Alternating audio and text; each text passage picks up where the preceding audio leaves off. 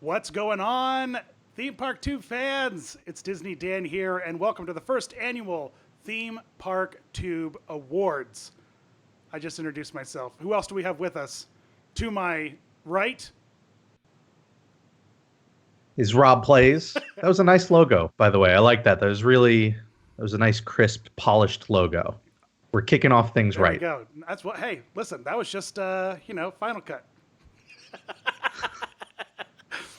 And also with us today is the one and only Kevin Perger. Well, I'm happy to be here, but I have some notes. Okay. I'm just kidding. No, I'm really excited to talk all about this year in theme parks, and this is an interesting award show because it's kind of the best that is out there. It's not like the best. It's not all the best new. It's not all the best of last year. It's the best that there is. So this is gonna be interesting. I'm very interested for sure. I do need to preface this by saying that I had ordered street tacos from Bite Squad a while ago, like before 6, before street 7. Tacos? Do you not know what street tacos well, I are? understand that they're tacos from the street, but my question is, you ordered them through a delivery service, so Yeah, is it that's just the a dude on a part bike that- that's supposed to ride around until he finds like an old man selling tacos on the streets, and then hopes he has the condiments you custom ordered? or is this an establishment? Well, there's street tacos in that they are small tortillas with heavy on the meat and onion and cilantro, which is a street taco. But it is street because how else is the delivery guy supposed to get it here? My point is that I will be eating very close to my microphone, and it's just arrived. Thank you so much. He got you. 3 tacos for every award we're handing out tonight. This is going to be Motzi sticks are for Charity Land, but it's going to be tacos. Yeah, it's going to be on out. It's going to be something different every time, and I think I have not disappointed with tonight. So I'm going to crack them these street tacos.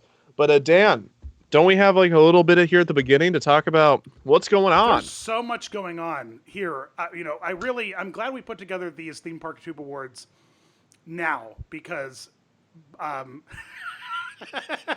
I'm stealing your joke. I'm sorry. Because this time next year, Galaxy's Edge is just going to win everything. So at least we gave a chance for all the other theme parks. That's okay. I'm emailing my lawyer right now. Hold on.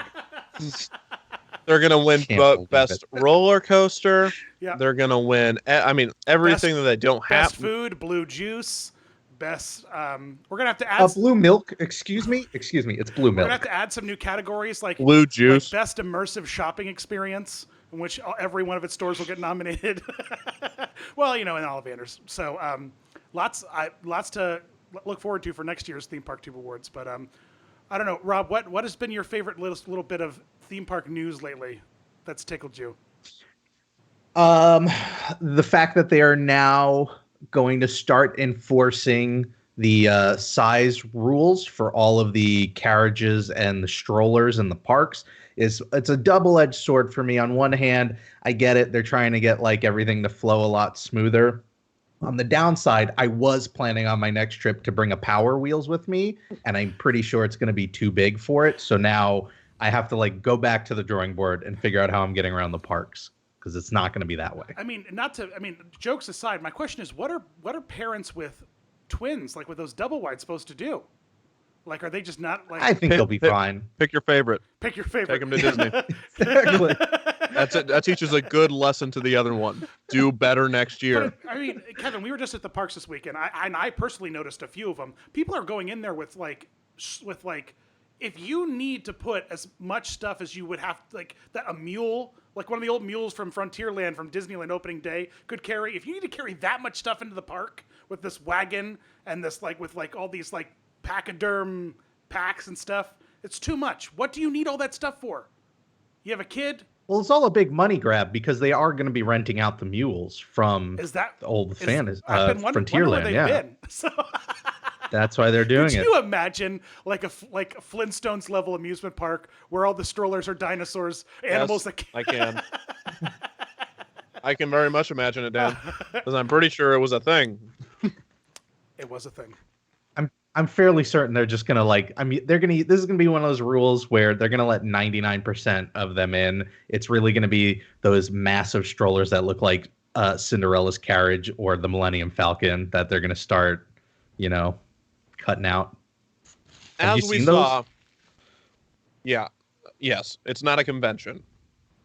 This isn't Child's, but this is Disney. Okay, we're not here for doing all that, weird stuff like going to conventions or cosplaying. We are adults going to a children's theme park because we are mature individuals. No, I'm just kidding. But what I was going to say about the strollers is that I won't. You know that scene in Austin Powers where he's riding that giant machine and he's cornering that guy down the hallway. Yes. Yeah.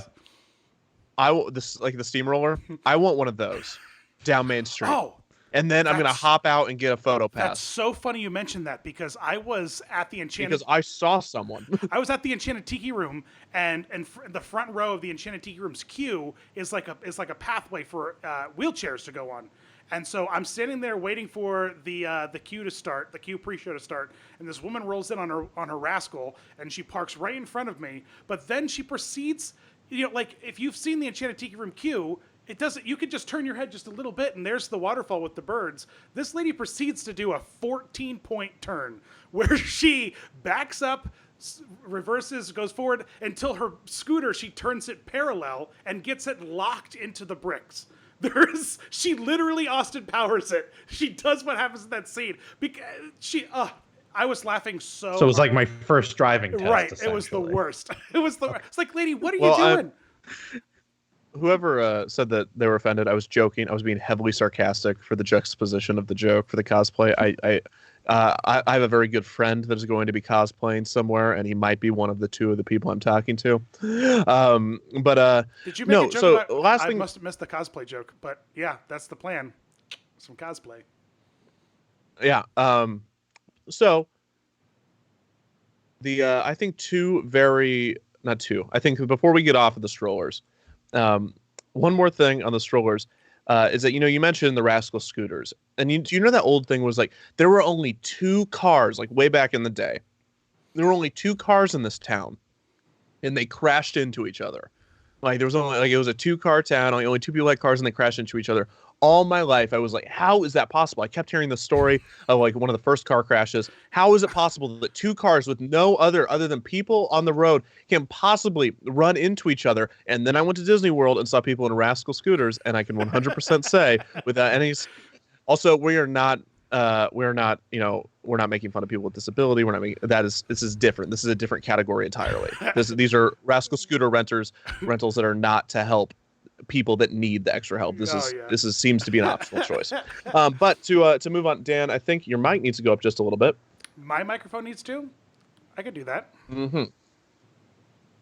All right, so before we kick off with the first category, I just want to throw out there really quick that at the bottom of your screen, you'll see the 3 places you can come visit us and hang out with the Theme Park Tube community, which includes us on Twitter at Theme Park Tube, on our Discord, which we have about 1,000 members and growing every day, full of your favorite YouTubers, as well as your favorite community members, all showing and sharing memes and their collections and news and videos and all kinds of stuff. And we host all kinds of really fun live events there every couple of weeks. So definitely want to join our Discord if you have not already. And then you can also check out our Reddit because we have a Theme Park Tube Reddit, which is just reddit.com/r/themeparktube. So check out all of different community events and places to gather for Theme Park Tube. Tons of fans there. If you like any of the channels that you see today on the stream, I'm sure you're going to find friends in the community of Theme Park Tube.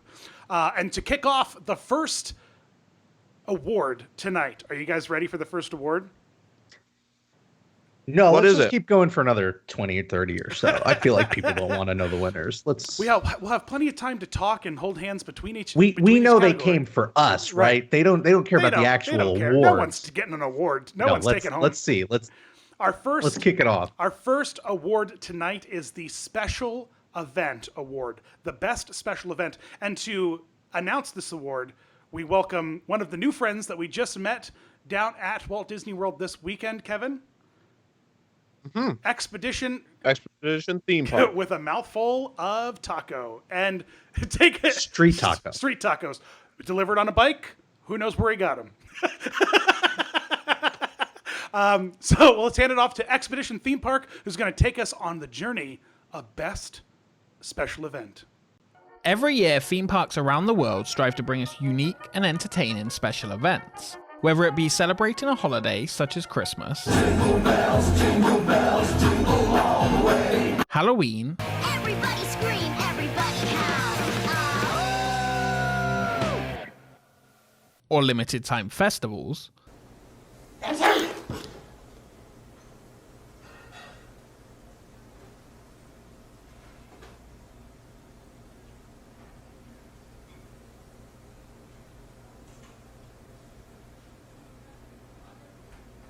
each trying to bring new event experiences to the parks, attracting new visitors and entertaining returning guests in new ways. Or, some just try to scare you as much as possible. Hello there, it's me, Jack. The nominations for Best Special Event are Halloween Horror Nights, It is such a good night to dance. It is such a good night to Scooby-Doo-Doo-Doo, Scooby-Doo-Doo-Doo, Scooby-Doo. Mickey's Not So Scary Halloween Party,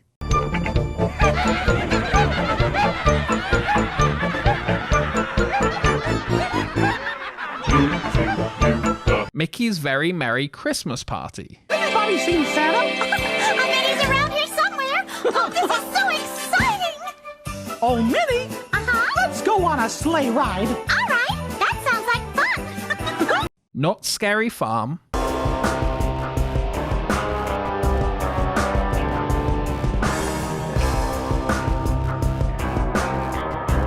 Epcot's Food and Wine Festival,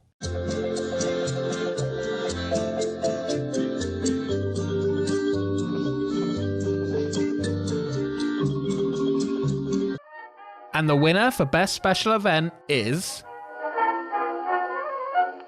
Halloween Horror Nights. Why the long faces? You seem afraid of me. It is such a good night to kiss. It is such a good night to dance. It is such a good night to Scooby-Doo-Doo-Doo, Scooby-Doo-Doo-Doo, Scooby-Doo-Doo-Doo, Scooby-Doo-Doo-Doo.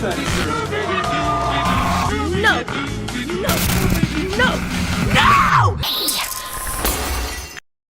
Idea. Halloween Horror Nights. Who wants to give an acceptance speech? I guess we have to do this every time. I will accept on behalf of Halloween Horror Nights. Thank you, everybody, for willingly getting scared. And we are here to announce tonight.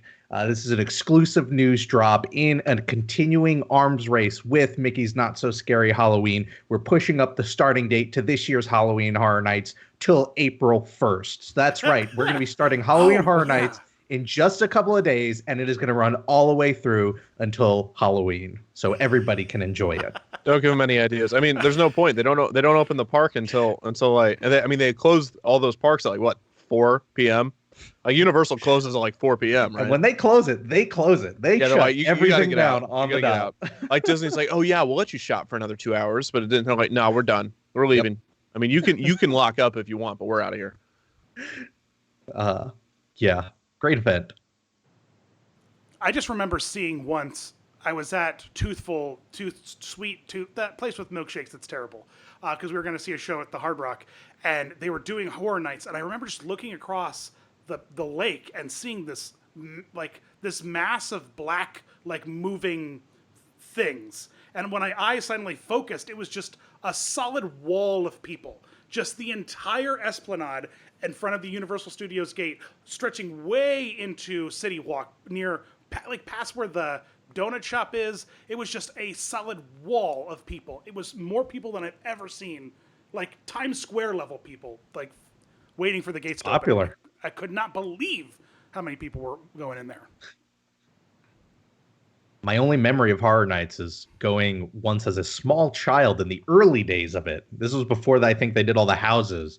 And all I remember was they had people dressed up as killers with chainsaws that obviously didn't have the saw part, chasing people around. And it was young enough to burn that into my brain. So thank you, Universal, for some level of trauma that has not been able to be scrubbed clean off of my memory. I will say, and someone was asking, how are these voted on?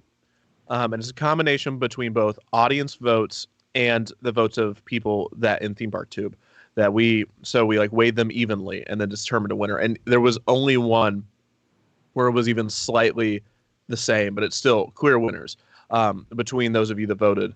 I will say, however, that Mickey's Very Merry Christmas Party is extremely unrelated. Underrated. Underrated. Did I say unrelated? Yeah. Kevin. Yeah. Kevin. It's the big- street. What's in those street tacos? Pico de Gallo, and it's destroyed me. He's been picoed. But yeah, I mean, I agree, Halloween Horror Nights, but I also say not Scary Farm is something I've always wanted to go to. I've been to the park. It's a great park. It's I've always wanted to go. good. I heard their immersive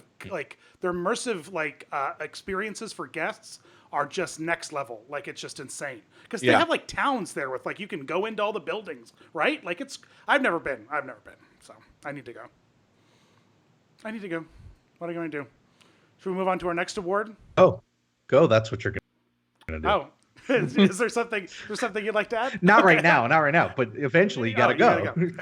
Let's go to the The next next award. award is a place near and dear to my heart. It's the best resort scent.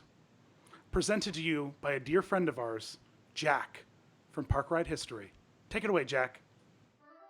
Hey everybody, it's Jack, Park Ride History, presenting tonight the award for Best Park or Resort Scent. As I'm sure we're all aware, theme parks and resorts are home to many distinct and memorable smells, whether it be that unmistakable urine smell you can catch on any of Disney's monorails, or maybe even that rotting turkey leg scent you can get if you stand too close to a trash can in Fantasyland. I am just teasing. Of course, no. Instead, we're going to be talking about the good scents, or the ones that people are actually supposed to enjoy.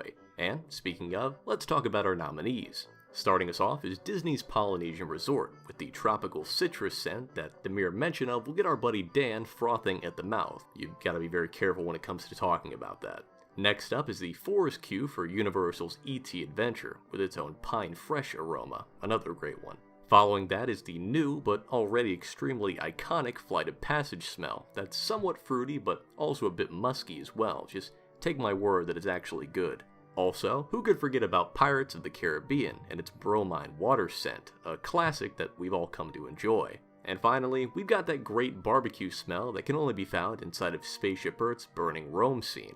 So, with those great contestants in mind, let's go ahead and see who the winner is. And, because I'm sure nobody else has asked for one of these tonight, can I get a drum roll, please? And the winner is Pirates of the Caribbean. Oh my god, guys, what a surprise. I mean, who could have seen this coming? You know, it's not like this is the one ride that everybody always talks about when they talk about ride scents. I mean, seriously, this is just so out of left field. I don't even know what to say. No, but in all seriousness, congratulations to Pirates for the upset win. Me personally, I was expecting Spaceship Earth to pull through, but no such luck. Also, I'm sure this segment won't be used to plug any candle companies or anything like that, but in the off chance that it were, I would be expecting my check in the mail soon. Okay guys, thanks, bye! Man, what a great segment. It's almost like I'm in the Pirates ride right now. Oh, that's right. I'm just giving myself a little bit of a Pirate Life room spray from the Magic Candle Company. Disney Dan 15% off your Magic Candle order. No, Defunctland Disney 15. Dan 15. Or is it just Defunctland? Ooh, I feel like I'm there right now because of the Pirate Life. If you put in Rob 15, Nothing will it happen. won't work because I don't have a coupon. We can get you a but coupon, you Rob. could do We it can get you anyway. hooked up with a coupon. I was actually going to say the real twist there is that wasn't from the Magic Candle Company. That was just a bottle of bromine that you spray into the air, which I keep telling you to stop doing that because it is not safe. You need to cut it out. I couldn't That's commit what to that happens. bit. I couldn't commit. For the rest of the awards, I don't think you can blame me But for that one. check the descriptions for this video. There's a link to Magic Candle Company. All those scents you just saw, they're there. They're all really great. And here's proof positive that we didn't rig this, because if we had, Polynesian would have won that smell. Okay. Yeah, 100%. Because Oh, yeah. see, I I voted for Rome. Because Kevin and I are major Poly Why? fans, so definitely proof. We can't start the next chapter of the this entire stream is just going to be us saying we did not rig this because we would not have chosen this. If I go into why, it'll become the next Defunctland Rob Plays debate, and we can't have that because I could go on about Rome next time. But they really, the Pirates Ride smell has changed though from when I was a kid to now, because they've added all those smellitizers in. So it's not exactly, but it still has that bromine smell. And Rob, you went viral, man, telling the world about bromine. It was great. Did you do all those little bromine doodles? All those little bromine guys with eyes? I did them in virtual reality. What? How futuristic is that? And if I had known ahead of time that the video was going to do well, I probably would have spent another 10 minutes on them so they looked a little bit better, but I didn't. So I only spent 10 minutes on them, and I drew them in VR because I couldn't freehand draw with a mouse. I love how Dan was just like, it smelled better when I was a kid, but now they try to make it like smell good on purpose. And I don't like that. And that's like Dan being like, why don't microwaves smell weird anymore? What happened to the smell of new shoes? Why does my oven not smell suspicious? Why do I only smell burnt toast when my chest hurts? But I love all park smells. They're all my favorite. They're very close and dear to my heart. And for good reason. We all did a really great video about park smells that nobody watched. That I should go back and actually edit it properly now, because that was one of the weirdest experiences, because I recorded what I thought was the funniest bit and then you didn't use it, which is the opposite of our relationship, because usually you think you're being funny and I'm like, no. Yeah, it just works so much better if Mickey was watching you do anyway. Our next award is being presented by us boys. Are you ready for this?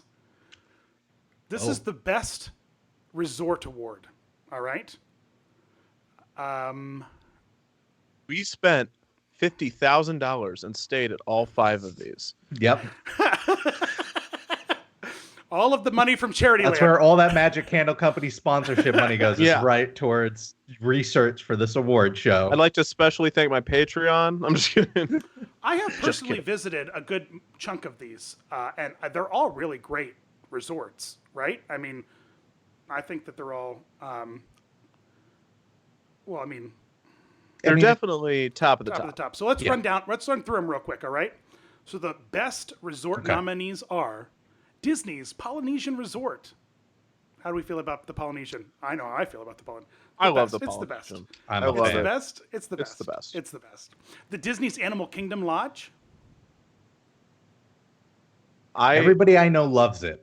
I should say that I've never stayed at any of these resorts myself, but I have gone through their lobbies numerous times. Besides, it was my first deluxe resort because I don't even. Was Animal Kingdom? We got Savannah side rooms, which was really nice, and we did not see a giraffe out of our window, which was a bummer. And the thing that interested me the absolute most about staying at the Animal Kingdom Lodge, and this is a story I don't think I've ever told before, but in the lobby of the Animal Kingdom Lodge, they have it's almost like Epcot, where they bring in different people from the African nations to represent their culture and give speeches to the kids, and they speak in the native various native tongues. It's fascinating to hear and speak to them and hear their stories, and then they have all kinds of beautiful crafts and garbs and accessories, really really cool stuff. And so there was one dude in the lobby that we hung out with all the time, when we were waiting for everyone to get ready and come down. He was a really, really nice guy. He was young, probably in the college exchange program, something like that. And I'm like, but I was young at the time. It was right when Animal Kingdom Lodge opened, more or less. And I remember leaving the lodge one day, and off the bus, as we were going to go to Hollywood Studios or something, off the bus steps the dude, except he's in a head-to-toe Nike sweatsuit. He's got gigantic headphones on. He's singing it like a rap. And it's this incredible juxtaposition to this incredibly traditional African garb he was wearing. Like he looked like he was wearing like a costume from Festival of the Lion King when he's in the lobby, and he had like a big staff and this crazy headdress. It like blew my mind. I was like, oh yeah, cast members are just people too. That was the moral of Cast the members are story. just people too. That was and now under the Universal's Cabana Bay Beach Resort, which is also a nominee, and Disney's Grand Floridian Resort and Spa. As well as the Grand Californian Hotel and Spa, which I had the pleasure of. I love Did you stay there? the Grand Californian. I've not stated any of these, but I love the Grand Californian because it is attached to California Adventure, and I think that is it's the only U.S. park where there is a resort attached to it. They do it a lot overseas. For now. No, because Star Wars Land, Star Wars Hotel. It depends on how. Yeah, exactly. For now, depends on how that you define attached. Attached by bus. By bus. We're being told to stop talking and give the award. And the winner is. So the award. Go ahead. All-Star Sports. All-Star Sports. Nope, the winner is the Disney's Polynesian Resort. Now listen. Yes. Listen, We I didn't have make the this. tallies, all right? I have the votes. This will beat them all out, all right? It was like it was a very heavy swing for the Polynesian. And there's a good reason, because it's the best. It's just the best. It really it's just is. the best. I know that you're like Best view, best lobby. best monorail loop, best everything. Best everything. It's Best monorail loop. Kona. I really enjoy. Yeah, Kona's great. Ohana's great. I really enjoy everyone that's like, just say the award, as if that's the point of this. I mean, I guess that's the. I think the point was just to have some Right, fun. we're just having and then, fun. Give off some fake awards, Right. but The theme park industry is actually going to now model itself after the video game industry, and bonuses are going to be handed out to employees based on awards given and ratings and stuff. So we carry a lot of weight now. people apparently, that's the point. They want to know the winners to this award show. that's all they want from us. That's all they want. That's all they want. No Well, fun. listen. Just awards. All right, fine. If that's what they want, we can just slide into the next award. Yeah. Well, we better edit it down, because if they say anything other than the awards, then I don't even want to look at the comments. How about we check out the best family ride? All right, and that is presented by some new friends of ours, Resort TV 1, and everyone loves a good family ride, right? Tower of Terror is the #1 family attraction in Walt Disney World Resorts, right? My kids are terrified of that ride. No. So let's take it over, throw it over to Resort TV 1 to tell us the nominees of the best family ride. Hi, this is Josh And Jenna. with Resort TV 1, and today we're at Disney's Yacht Club Resort to present the award for Best Children's Ride. And this is a big category. Walt Disney was always about families being able to enjoy rides together, and he was of the mindset that parents and children should be able to enjoy rides together, which was an idea he came up with while sitting on a park bench at a merry-go-round.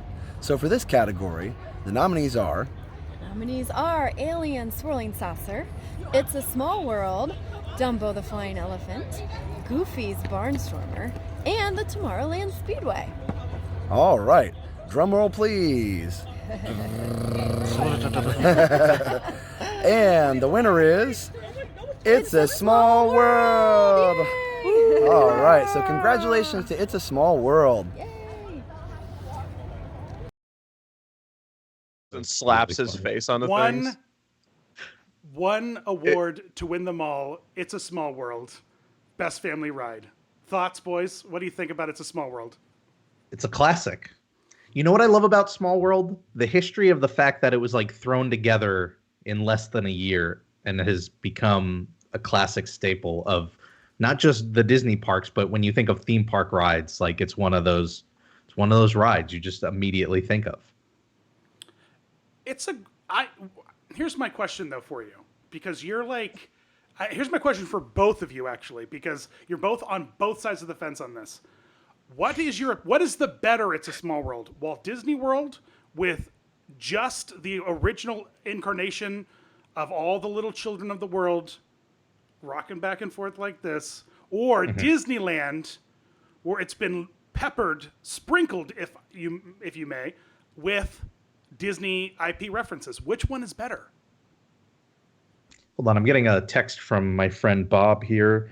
He says the Disneyland one is better. I mean, I think the Disneyland one is better because it has characters. That's the fault of Hong Kong Disneyland, because that was the whole Hong Kong thing. Oh, did they do that first? Yeah, so like what I noticed, I didn't really talk about in my Hong Kong Disneyland vid as much, but they took the existing rides and changed them just enough as like they thought that would work. So like Jungle Cruise had a huge fire ending, and I believe on opening day, or It's a Small World, when it did open, it had some Disney characters sprinkled throughout. Thought you were going to say It's a Small World had a fire ending too. I'm like, what? That said, I say Disneyland 100%. It is the original, and Magic Kingdom needs to be torn down. It is too big of real estate for that ride, in my opinion. I'd have to look at ride capacity. It has a huge ride. It has a massive ride capacity. That thing does. It just cycles guests in and out like a machine. Well, if it does, if I need to look at it, but if so, great. My thing has always been Kevin Perger in the ride capacity report. I've always said if the original is somewhere else, then the copy or the new one, it's fine. Just get rid of it. I'm fine with that. I'm fine with that. And that's the case, I think we could get rid of Pirates in Walt Disney World and put something epic in there too. I totally agree with that because it's terrible. Right. But anyways, I don't think that the Disney characters in the Small World and Disneyland detract. I think it makes it better. I really like the characters. Well, you know what it is? They're similar enough in style. You know what I mean? It doesn't. Some of them are, but then you get to like Jesse and Woody, and you're like, what are we doing? Oh yeah. What are we doing? Don't remember. These are like them. paper towel tubes that we painted, yellow and blue. This is ridiculous. Oh, don't get me started on Jesse and Woody not being on point. But hey, that leads me into our next award. It doesn't really, but yeah, I was waiting to see how that went. Okay, but you know what does? It's just me laughing for a short period of time, and then we can just move on. Sure. And so up next, we've got the award for Best Park Food, which is very close to my heart as well. The smells and the foods are where it's at for me. And to present that award, we have Paging Mr. Morrow. So let's throw it over to Paging Mr. Morrow himself to find out what food is the best. Hey friends, I'm Paging Mr. Morrow, and I am at my local grocery store, Publix, because I am here to announce the winner of the Theme Park 2 Awards Best Park Food. And we all can agree that there are many attempts to try to recreate your favorite theme park food, and stores try to sell them, but nothing tastes the same, and I think that's what makes park food the best. And the nominees are Butterbeer, Churros, Dole Whip, Citrus Swirl, and the Eclairs from the France Pavilion. All very excellent things. And it's probably a hard decision, but there is a winner. I can't believe they're all sold out of the Mickey Premium Bars. Wow. I guess you can recreate it. 50% off St. Patrick's Day? Ooh, thank you. And the award for the 2019 Theme Park Tube Awards ceremony for Best Park Food goes to churros. Yes, churros. Everyone loves churros. I mean, there's probably a few people that don't like churros, and I could definitely tell you somebody who definitely does not enjoy churros winning this award today, and his name is Charlie. And I'm actually gonna let you guys go, and I'm gonna let him finish up this video because he has an important message he wants to spread, and I think you should take a listen. So, I guess we'll see you next time. Bye!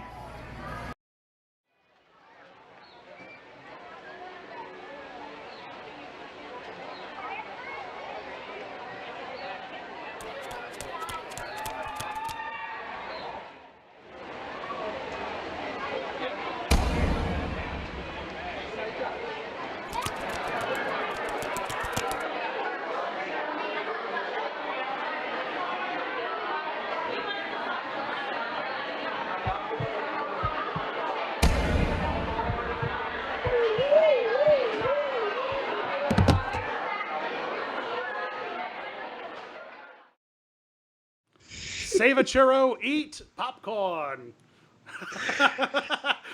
Support your local churros. That was so great. I was like, Mr. Morrow did the video in Charityland for us when he like went to Give Kids the World and took a tour of everything, and it was awesome. And then he sent me this video, and he's like, "You're gonna love this." He's like, "But just like stick through it. Just wait to the end. It's gonna be great." And I'm like, "Okay, dude. I'm sure it's great no matter what." And I started watching it. I'm like, "Okay, we're at a grocery store. It's an interesting choice." And then I'm like, "Okay, you told me." And then it went to that churro. The churro bit is so great. I want to see like a whole series of the churro. Got to protect the churro. I'm a little upset that okay, well, I guess it makes sense because it's not in a theme park. But next year, if we could somehow bend the rules so that we can get Chicken Guy involved in the nominations, that would be fantastic.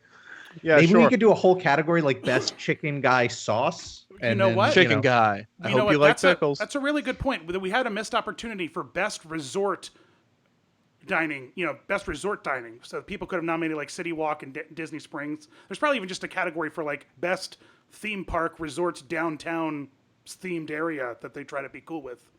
We're going to have to save it for the third one, right? Because Galaxy's Edge is going to take up so many categories next year. It's going to be ridiculous. It's like best type of blue milk. Yeah, best droid you can build, best lightsaber you can build. All these, the categories this year was, it's a very competitive field in best droid you can build. But next year, it begs the question: why did we create that category knowing that Galaxy's Edge was going to be open next year? We didn't think it through. The best seat in Smuggler's Run, right? Like which if you ever get on the ride. If you ever get on the ride. That's an even weirder one. Why did we include that this year? Because next year, Smuggler's Run is going to sweep. Right. The nominations, everything. Going to just totally sweep. Excitement. I think that's what it was. We jumped the gun a little bit. That's all right. But I love churros, man. I love the churro flavored popcorn they have in the park. It's delicious. I love the regular churros, the churros with colored sprinkles on them. I really don't, but I don't do the chocolate dip. So have you been to or tried the ones that were in the different color sugar for the Arts Fest? I did try those. They were the same. And over at Liberty Square, that place that used to have the ice cream cookie sandwiches, that has the chicken and waffle, they got rid of the ice cream cookies. But Did they really? They replaced it with churro ice cream sandwiches, and that's ridiculous. That was one of my. I wrote a book about that. Gosh darn it! I've never heard a more like authentic sense of like shock and disappointment from you, Kevin, when you just said, "Really?" I wrote that's in the book. I printed 2,000 copies. What have I done? Well, you have a part of the book that you're fine. You're fine. We're gonna go get all 2,000 copies. We're gonna recall anything that's been sold, and we're gonna cut out that bit. That's gonna be my holiday special. I'm gonna be like, if I had a hammer and all the time in the world, it might be a seasonal thing. The churro might be like the spring and summer, and the cookie might be like because those were delicious, and I think that's a legitimate possibility. Okay, so what's the next award, Dan? The next award is interesting. Left talking about Smuggler's Run. Our next award is the best simulator ride. Hello? Yep. Uh-oh. There he is. We can still hear you. But the next reward... Wait, was I frozen? I don't know. Okay. But we can just keep it moving along. You know what's not frozen anymore? The ice cream sandwiches that I put in my gosh darn book. Let it go, Kevin. Let it go. Best simulator ride presented by Yesterworld. Here we go!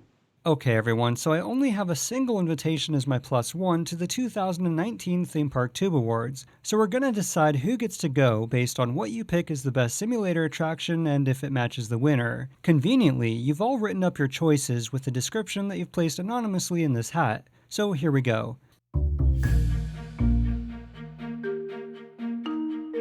Michael Eisner, you chose The Amazing Adventures of Spider-Man for its incredible use of practical effects that blend seamlessly with what's on screen. Howdy, you chose Star Tours because it truly immerses you into the Star Wars universe with a ton of ride variations which makes it a new experience every time. Buzzy, you chose The Simpsons because... Oh, Buzzy, we've talked about this, you really gotta work on your handwriting. Bette Midler, you chose Flight of Passage for its groundbreaking visuals and setting the bar higher than ever for what truly makes a breathtaking screen-based attraction. Udi, you chose Soarin' Over the World for improving upon its original version and allowing visitors to feel as if they really are traveling all over the world. And the winner for the best simulator attraction is Flight of Passage. If you so much as mention the lottery, I'll turn this car around, Bette Midler. Flight of Passage. Hold on, guys. Let me scan you for antiviruses or whatever he scans you for. Should I move around a bit? Yeah, move around a can bit. you move around a bit?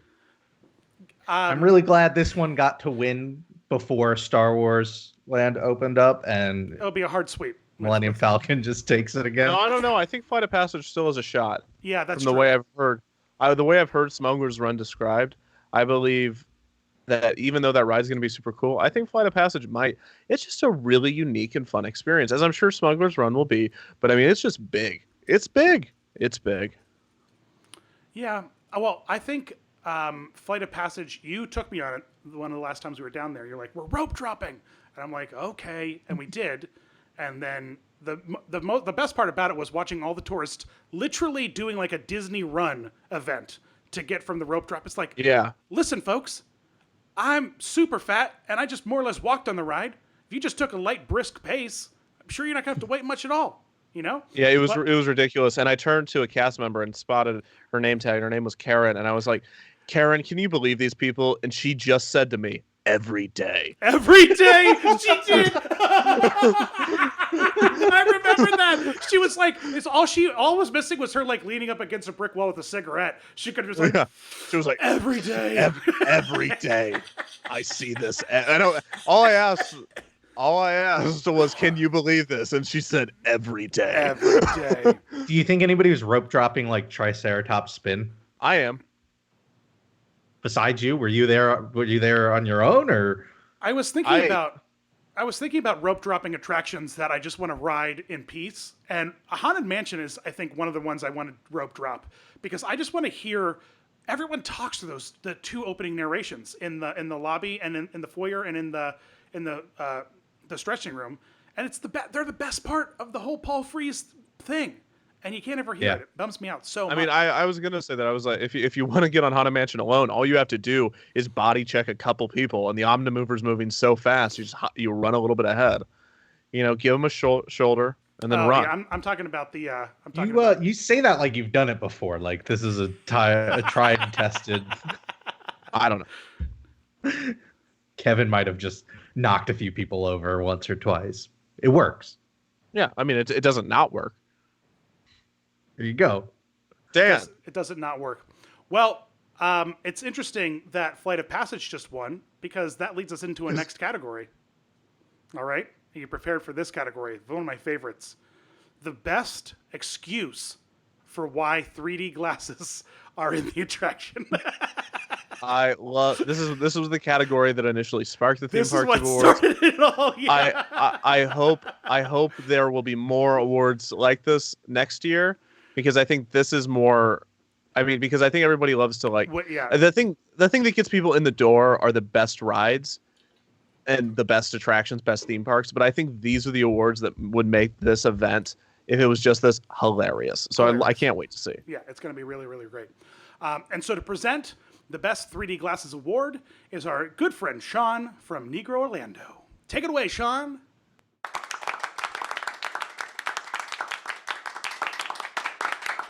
Everybody knows how much I love sunglasses. I'm the sunglasses connoisseur up in here. But because it's the theme park awards, then we're going to talk about something that's other than these dope sunglasses that I'm currently wearing. Let's talk about the nominees. The bug eyes. From It's Tough to Be a Bug. Those are good, sensual glasses for 3D, and they give you killer eyelashes. Second one, opera glasses from the PhilharMagic at Magic Kingdom. Sleek, stylish, the old classics, the yellow on yellow, and the 3D makes the videos pop. with the pop. Then we have the safety goggles for Minion Mayhem. You gotta wear your safety goggles when you're down there with Gru, because it's Gru and the Gorals and the Minions. You gotta protect your eyes. Eye injuries happen all the time. The next one is night vision goggles from Spider-Man, because you need night vision goggles to find the Spider-Man, to look for him. You can't see him without your goggles. You gotta see him. Night vision goggles. And the last ones are these. Nah, it's not on the category. I wish they were. The flight visors from Flight of Passage. How can you ride an Ikron through the galaxy without the proper eyewear? But the flight glasses from Flight of Passage, perfect choice. And the winner. Drum roll, please. Can I get a drum roll, Disney Day? Can I get a drum roll, Kevin Perger? Can I get a drum roll, Rob Blaze, the winner? Opera glasses. Yeah! Opera glasses. Man, those are great. Although I love those Flight of Passage glasses. They feel expensive. You know? I love them. Those are the ones they probably really tried to get no one to steal, because if they were like to be sold in the gift shop, they'd be $24.99. You know what I mean? Which they should totally do. The reason this is not a category, for those of you that are confused, this is like if the Oscars were streamed live. Like this is like everyone has the same complaints that they do with the Academy Awards, which is hilarious that this is happening.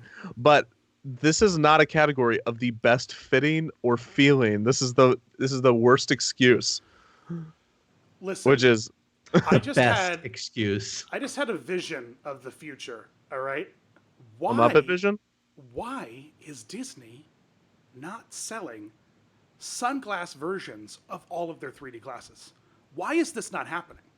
They're going to now. Right. It seems like the number one smartest thing to do with any 3D attraction. Sunglass versions of their, like, make them comfortable and not like cheap. I like how Rob's like, I'm trying to think of all the cast members near those attractions who will then have to figure out who just took some glasses from the ride and who bought those glasses. But that's the beauty of it, is that currently you have no way to subsidize the replacement of stolen glasses, right? And they're polarized lenses, so they don't really add much benefit to like wearing them out unless you're like a kid and you look at the sun and you want to go blind. But because you don't know any better, you know what UV rays are. But if you think about it, if they could profit off of the design of the glasses, that would offset the. I mean, like they could just throw away the glasses at the end of each attraction and just get brand new ones. Here's an alternative that I think they could go with. How about a pin set based on all of those glasses? So you get the Bugs Life pin. They've done that. Oh, I mean, like I have all the. I try to collect all the. Yeah, Rob, they've done that. All the Muppet Disney park pins, and they have Muppets 3D. The glasses. Well, I'm looking it up now to just go buy the whole lot. I highly doubt there's a Flight of Passage goggles pin. Yeah, I'm sure there isn't. I'm saying, but they've done that in the past. They've done the glasses in the past. But I mean, seriously, that would be genius. Why don't they do? That's just like, let's get someone on the phone. Let's call somebody. And while I was busy ranting about that, we get to present the next award. Yes, everyone loves when this happens. We've all prepared personal anecdotes for each of the nominees. Listen, I have a 6-minute anecdote. It blew my mind when it happened to me, all right? It blew my mind. I was like, that dude was speaking in clicks and hums like yesterday, and now he's listening to like gangster rap, and he's wearing like high tops and like a sweatsuit. It was crazy. It blew my mind. I was like 10 at the time or something. This didn't happen like 3 years ago. This was a while ago. Anyway, the next category we're presenting is the best live show. All right. This is a fitting one to do live, I guess. Oh my gosh, Rob. It is. This is like we planned it all along. And the nominees for the best live show are The Festival of the Lion King, The Horror Makeup Show, Phantasmic, Waterworld Stunt Show, and Great Moments in History. What are our thoughts about these nominees? Muppet history. Great Great Moments in Muppet History is probably the most original, unique show on this list. Although the Waterworld Stunt Show, I was going to say, what you seen one too many Waterworld stunt shows? Have you seen Have you guys ever seen the Waterworld Stunt Show? I've seen parts of it, and I've seen the movie, which itself is like a stunt show. Really, they have it in Singapore, right? It's one of the things that, like, I guess when they closed it down, they brought it over, and it was amazing. There's like a plane and like water skis, and they go underwater, and there's boats, and there's hand-to-hand combat. It's insane. Well, and then he realized they were real people. Well, with that in mind, well, Dan. And the winner for best live show is Phantasmic. Oh, what? The tallies were in, man. Tallies were in. And it's a solid winner. It's a solid winner. Phantasmic's the best. I don't care. Now was the moment that pushed it over that one time? Who was it? Was it Goofy who fell off the boat? Who fell off the boat? Dopey fell off the boat. Very fitting. And then landed on the boat. That was so weird. It was crazy. So it was like a stunt show in itself. Yo, so like that knocked out You can't get this Waterworld. action at Waterworld. Yeah, exactly. This ain't no Waterworld. But that was at the Hollywood Studios Phantasmic, and that one is inferior in every way. So Disneyland Phantasmic, that would never happen, right? Because they got the Mark Twain. They're serious in Disneyland. Out in Hollywood Studios, they're like, we got a boat, and we put like a shelf on it so people go on the second floor, and we painted it white. It was the worst. I hate that. I hate magic. But the music. Yeah, I know. Good. I went to Disney World with you this weekend. I had to hear about it every single night. He's like, you know what we could be doing if we were in Disneyland? Phantasmic. And let me say the same thing. And it's weird. He goes on these rants even when not at the parks, like just day-to-day life, like at an office meeting. We could be at Phantasmic right now, but not that lame version over in Florida, the better one in California. Listen. It makes it very awkward at work. This might be a good time to just say real quick that I've got some real magic in the works for this Phantasmic thing. All right, I've got something special coming to the internet in the near future that's very Phantasmic themed. And if you watch my Twitter, you probably know what I'm talking about. So prepare yourself because it's so dope. I'm prepared. I'm prepared. But not right now, because right now we have another award. We do have another award to give, and this one is for the best queue of a ride. We spend so much time talking about how great the rides are, but do we ever really reflect inside to think about the queues? I mean, we're all Disney fans. We all do, all the time. I mean, I've been to Universal and I went on Fast and the Furious. Oh, the best queue. It's the best queue. The best queue. I mean, if there was a queue, it doesn't have anything else. If there was a queue quality to ride ratio, like if Splash Mountain's queue quality is like a 3 and Splash Mountain's a 10, then Fast and Furious queue is like a 6 and Fast and Furious is like a 1. Yeah. Well, let's find out who's number 10. And by 10, I mean the best. By best, I mean the winner of this award. And to present this award, Fast Pass Facts.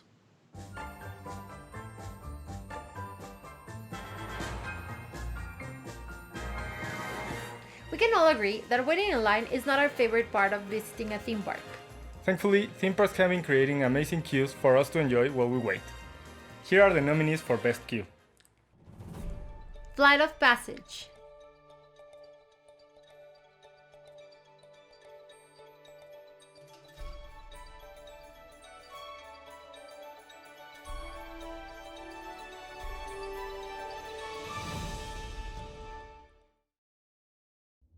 Guardians of the Galaxy Mission Breakout.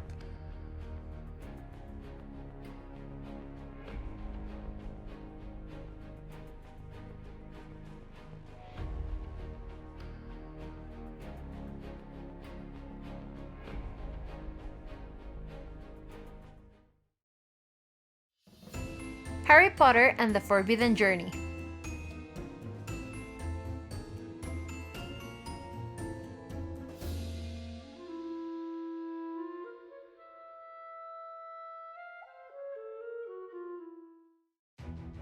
Indiana Jones Adventure.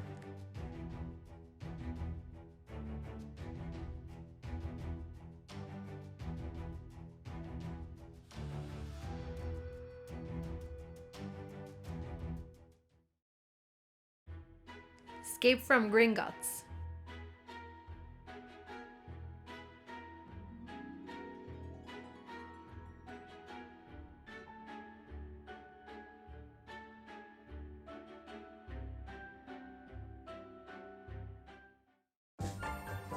And the winner is Harry Potter and the Forbidden Journey. Yay! Now back to you guys, thanks. Dun dun dun dun dun dun dun na na na na. It won. It's got talking paintings. And that is all Rob needs to have That's a good all time. I need.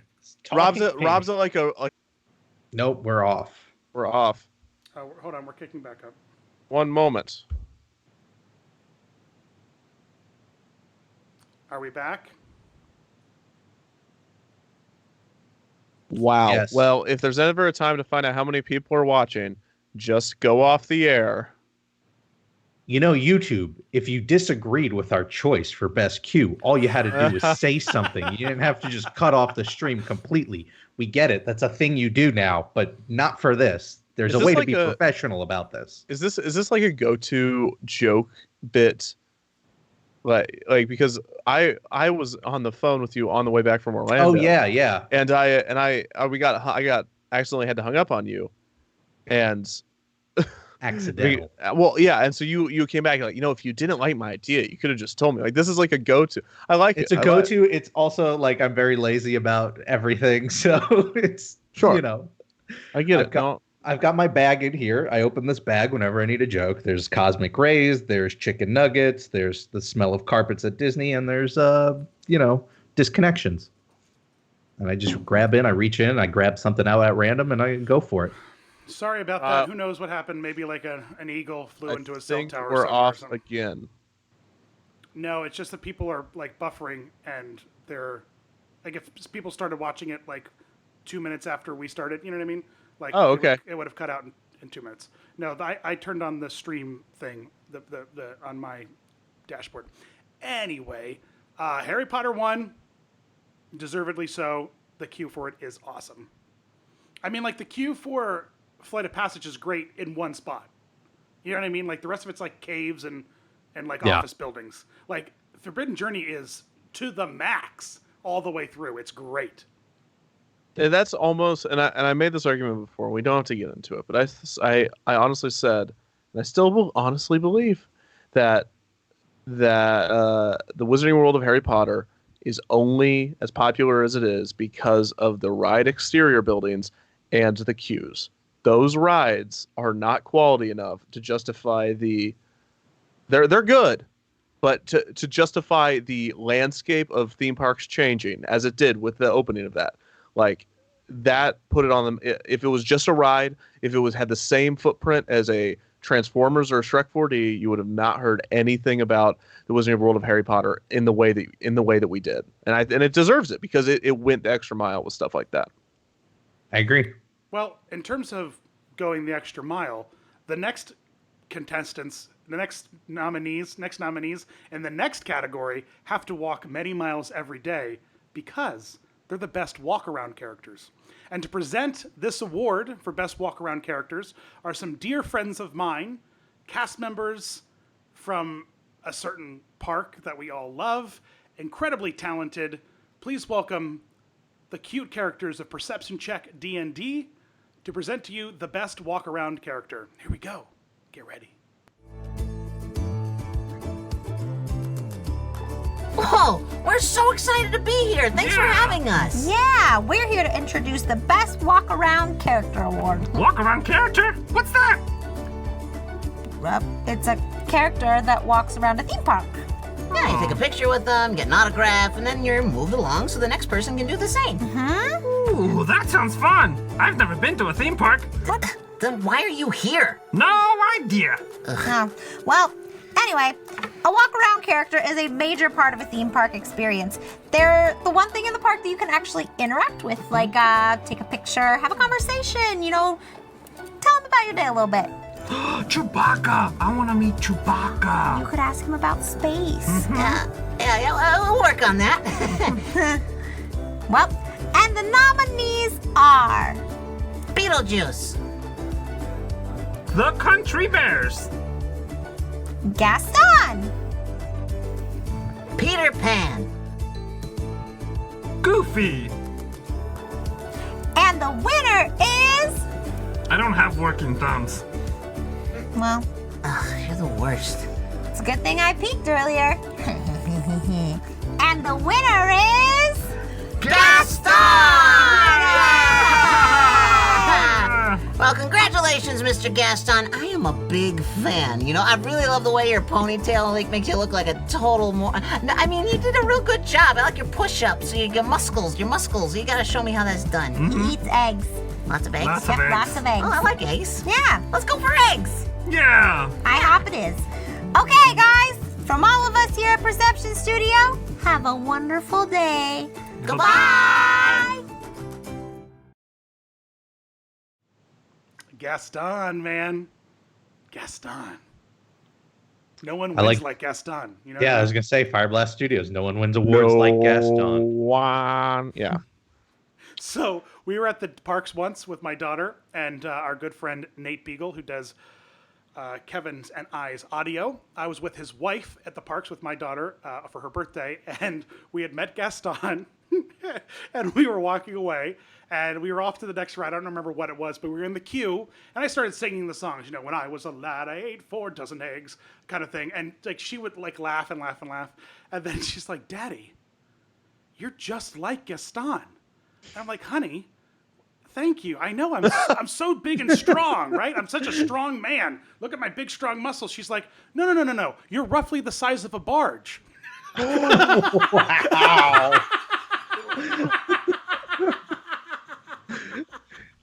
When you mentioned your Gaston story, I thought it involved actually the character.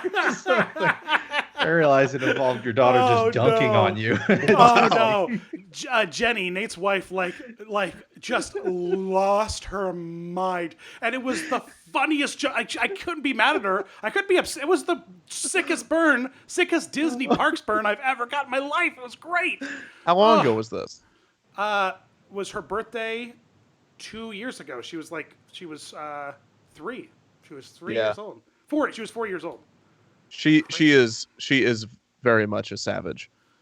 In the time I have spent with your daughters, your oldest she's quick. That is a joke she would make. I love it. Yeah, it was a pretty incredible burn, and and then we immediately had to go to Gaston's Tavern so I could sit in the chair and get a picture, like this incredibly. I'll tweet it later. This incredibly grumpy picture of me with my gut, I pushed my gut out as far as I could, and it was great. It was really, really great. But listen, it's about to get serious. All right, this is a serious category that's up next. All right, this is best. This is best park attraction music. All right, this is a strong. There are a lot of fights about the winner for this one because there's so much good music in the parks. And there's only one person who could share this with us, who could tell us what the nominees are. And it's one of my favorite members of Theme Park Tube, Offhand Disney. Let's roll it! Since the early days of silly symphonies and steaming steamboats, music has played a massive role in Disney's storytelling. It's an art that transcends the visual medium we see on the screen, and it affects us deeply at an emotional level. And of course, when the theme park and entertainment industries would change forever in 1955 with the opening of Disneyland, music was front and center. And not much has changed throughout the years, with music being a central part of all Disney attractions. Okay, well, most Disney attractions, which is why I am honored to present the award for Best Original Ride Music. The nominees are Space Mountain, The Haunted Mansion, The Carousel of Progress, Soarin', and Walt Disney's Enchanted Tiki Room. And the winner is... Wait, how do I find out the winner? Oh, that must be what this envelope Dan sent me has in it. The winner! That makes sense. I do wonder if this envelope has the winner inside and if I should open it. Oh, okay. And the winner for Best Original Ride Music is...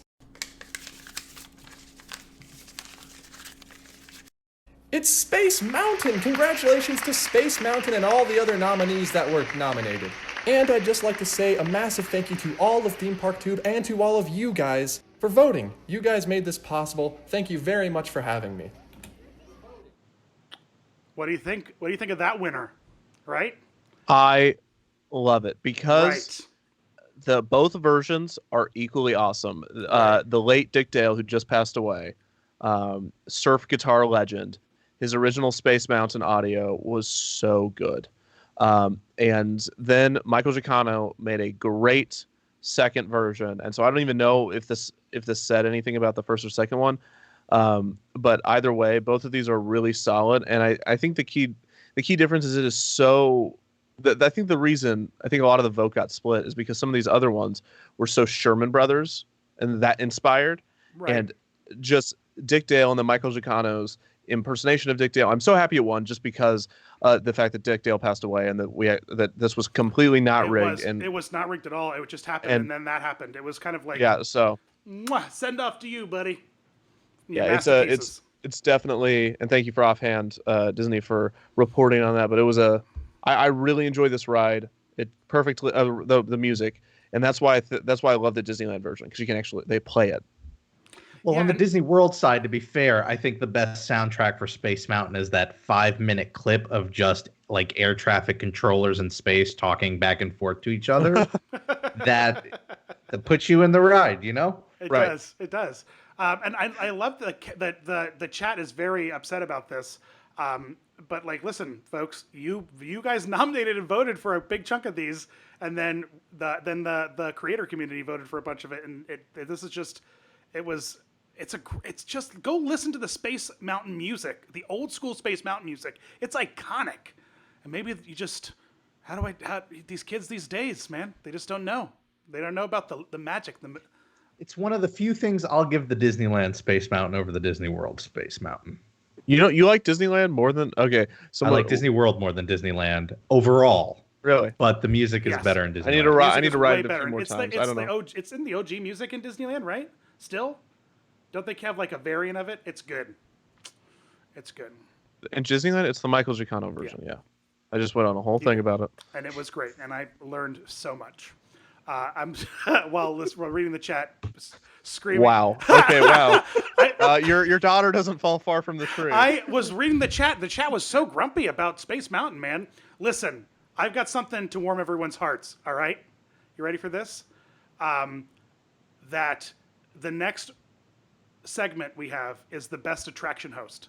Now, this is another one of those categories that inspired this whole thing in the first place. We were like Kevin, you and I were in like a queue talking about this, right? And this was one of the categories. And to present the award for best attraction host is a new friend of ours and totally awesome Alicia, internationally recognized theme park.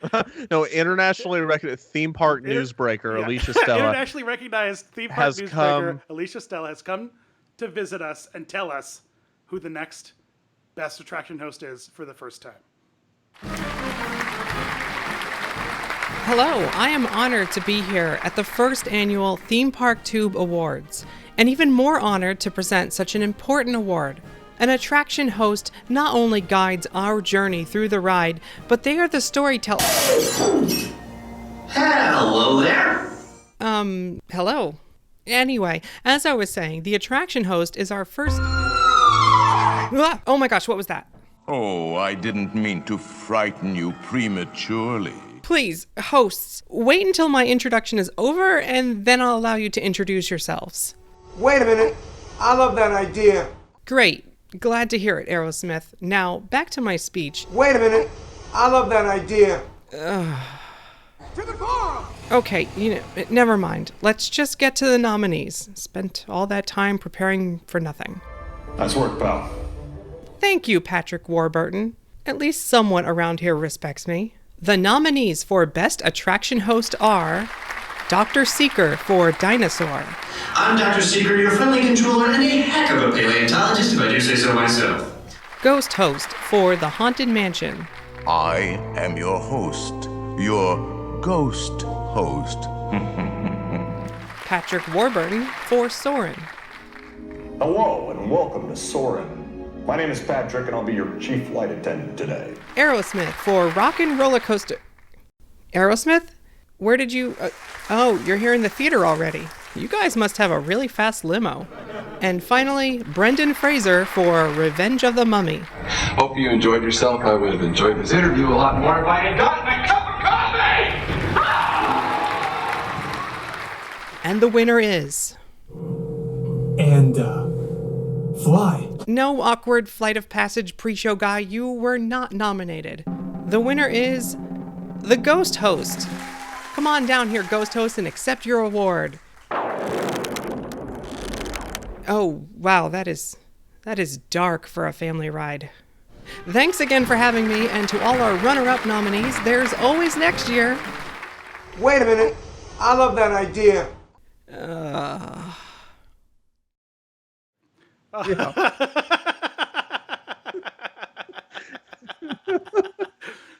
Alicia, that was great. That made me laugh very much. But I have an important question. Did the ghost host win, or did everybody who mouths along to the ghost host's intro spiel in the stretching room win? Like, which ghost host won? Because every time you ride Haunted Mansion, there's at least 20 ghost hosts until you get on the ride. Listen, that needs to stop. There just needs to be like a lady be like, the ghosts say shut up now so you can listen to the most iconic narration an attraction has ever had. So everybody just shut your mouth for just 3 minutes. Once you pass through these doors, you had a long time to talk during the queue. Everybody shut up now because there's important things to listen to. This is my favorite winner so far. Why? Do you know why? Why? It's not well, I do believe that Brendan Fraser is better. I do believe that that Dr. Seeker is the best because he has the best spiel. Because he says, flash photography, I wouldn't. Which is the best way to get someone to not... It's just funny. Anyways, the reason it's the best, you know why it's the best? Why is that? Is because all these people in the comments that continue to boo, it works. When they say boo, it works. So I can't tell if people are... Yes. Slow news. That was a great dad joke. Actually, that was a grandma joke. That was a joke that you would get in an email that was forwarded to you with like a glitter GIF and it said like forward 6 times in the subject line. And she's like, you know why it was the best nominee? Because everybody booed. All right. Now, here's $3. To get serious for a second, do you think the Dr. Seeker thing is the best way to stop Flash and not the Fast and the Furious telling you that like a crime syndicate's going to track you down if you keep your cell phone on throughout the ride? Because I feel like that's the best way to tell people to turn off their phone. Year. That's the category next year. To indirectly threaten them with death. Yeah, right. Yeah. That's great. I just think, well, I mean, it's kind of the same thing with what Dr. Seeker does, is because he does threaten you, like with death, because he says the dinosaurs, it scares the dinosaurs, which is not good, which is hilarious. Like, flash photography, I wouldn't. It spooks the dinos, and that's not good. And doesn't he say it also messes with the homing beacon? Yeah, which is your way to get home. So yeah, yeah. Best ways to be. And then threatened. there's always you just take the classic approach of just have the ride be so violent that if you held your phone, it would probably eject from your hands. It's gone. Whoa! Right. Pterodactyl took it.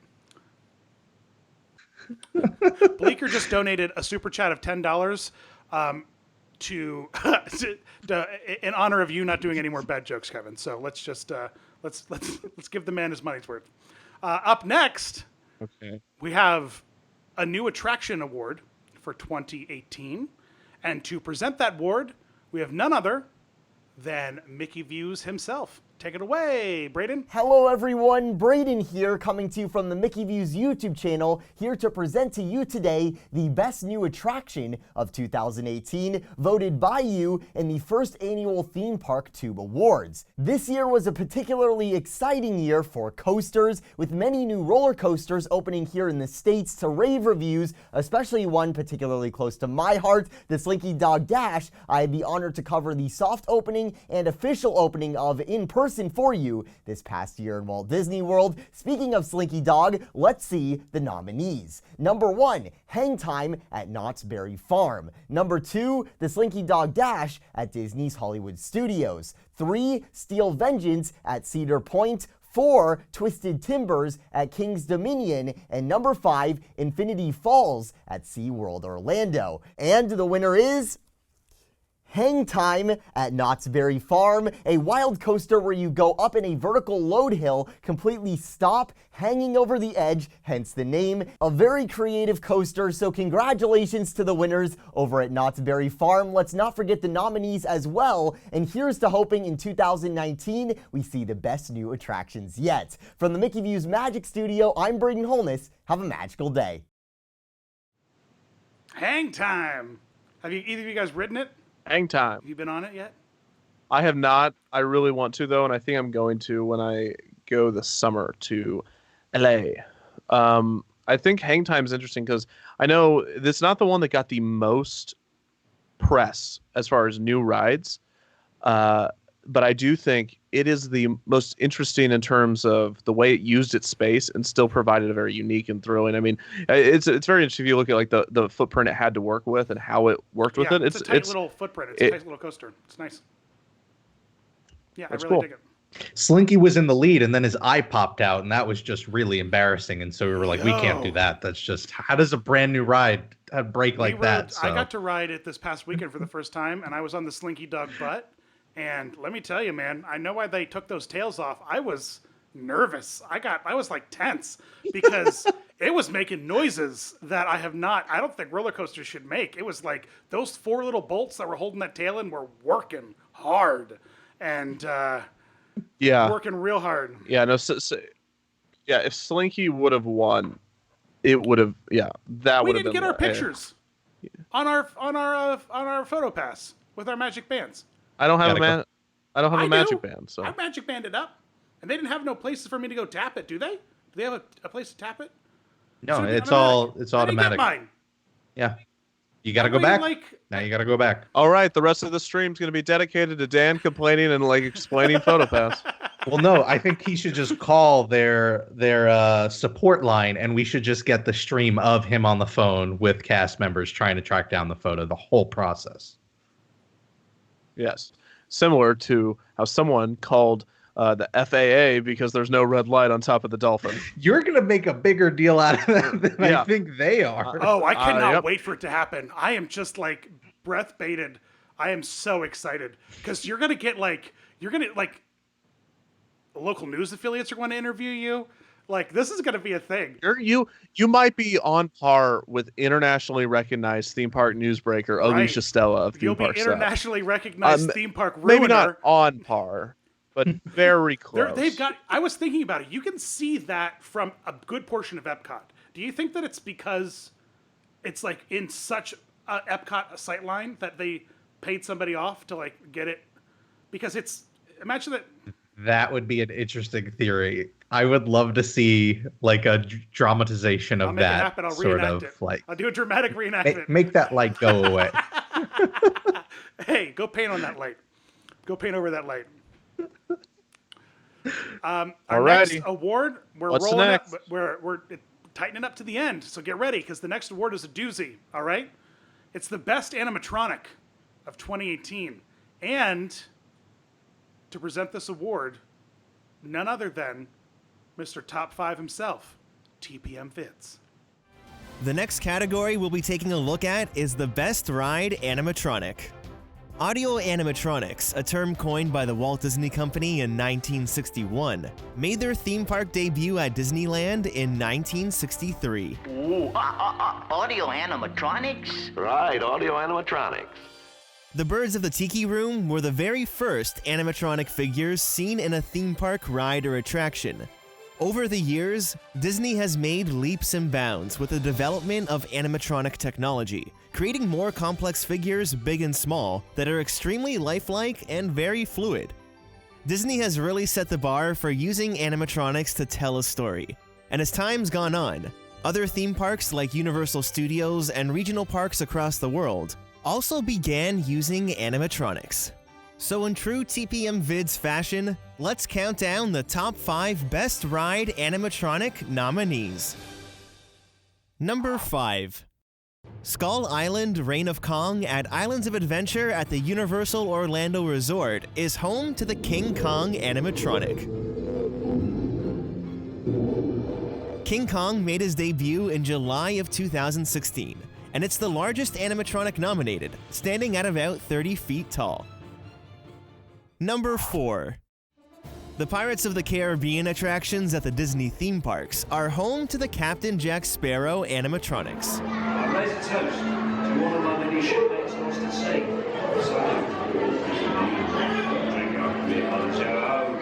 He can be found at Disneyland in California, Magic Kingdom in Florida, at Tokyo Disneyland, Shanghai Disneyland, and more recently at Disneyland Paris. Number 3. Navi River Journey at Disney's Animal Kingdom in Walt Disney World is home to the Navi Shaman of Songs.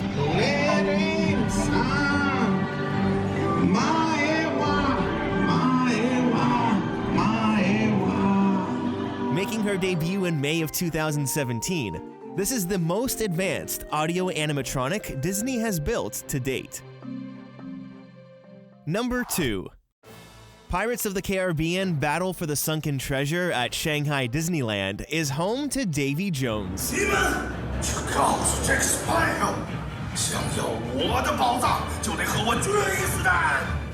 This new incarnation of the Pirates of the Caribbean attraction that opened in June of 2016 marks the first time Davy Jones has been seen as an audio animatronic. Number 1. Guardians of the Galaxy Mission Breakout at Disney California Adventure is where you can find Rocket Raccoon. Why? Of course I escaped.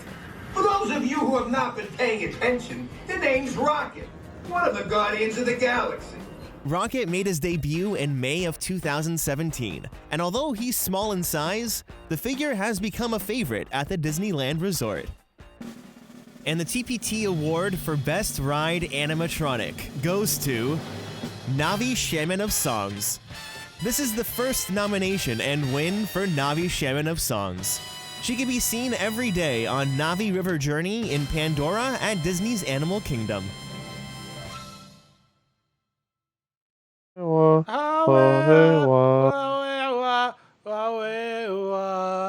won the shaman.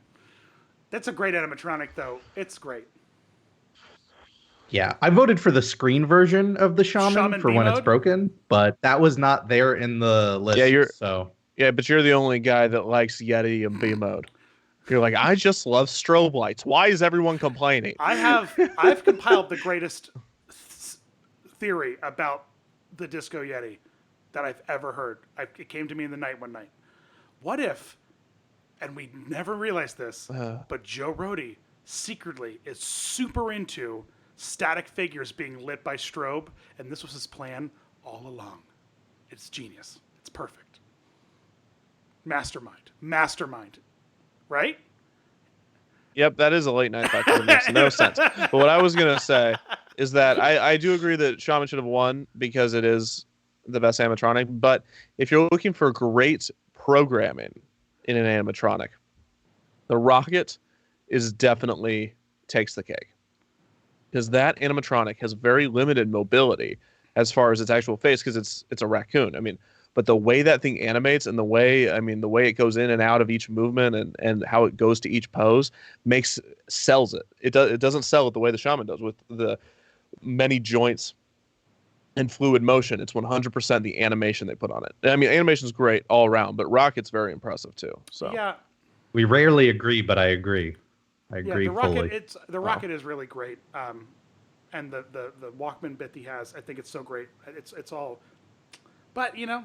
Okay, what are you gonna so real quick, I have to tell the yeah, story. tell a story. The chat loves that. Dan's like, yeah, that's The all I chat want loves to do. stories. Yeah, the chat loves it. I know.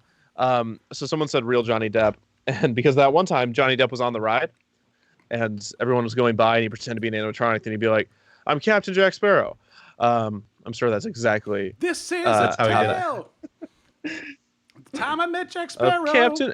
So I was on the ride, and we're on this. You did not notice this, but I did in this other and no. Nate Begle did. Nate Begle did, and Nate was with us. So I'm sitting next to Nate. Dan's in the bench behind us. We're going. There is a group of people who are clearly having the best Disney World vacation of their lives. It's really going great for them. They're having a great time. They're all smiling like, oh my gosh, look at this. It's Pirates of the Caribbean. Oh, whoa, we're going down and we go into the Pirates, and then we get through that first thing, and Captain Jack is behind the barrel. And he's the animatronic is very fluid behind that barrel. Or not behind the barrel, behind the clothes stands. You know what I'm talking about? So he's kind of going in and out. Carlos, and don't tell him, Carlos. I said that scene. Right, and so we pass by the Johnny Depp animatronic, and I say, "Oh my gosh, it's really him!" And the people in front of me, I convinced the girl directly in front of me that it was really him, to the point that she was yelling at her family, "No, he was really there. That was really him. Like, did you see him?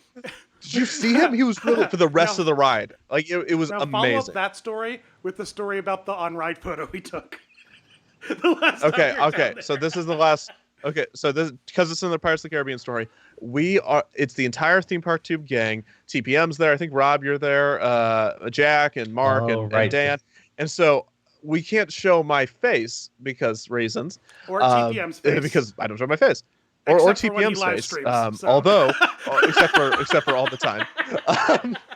And so we're going down the river, and we're about to go to the drop. And so on your left, there's that skull that takes your picture very subtly by shining a strobe light into your face. On the other side is the skeleton that's like driving. We are all in the front row. So there's, I think, 5 benches or 4 benches, and we're filling up at least the first 2.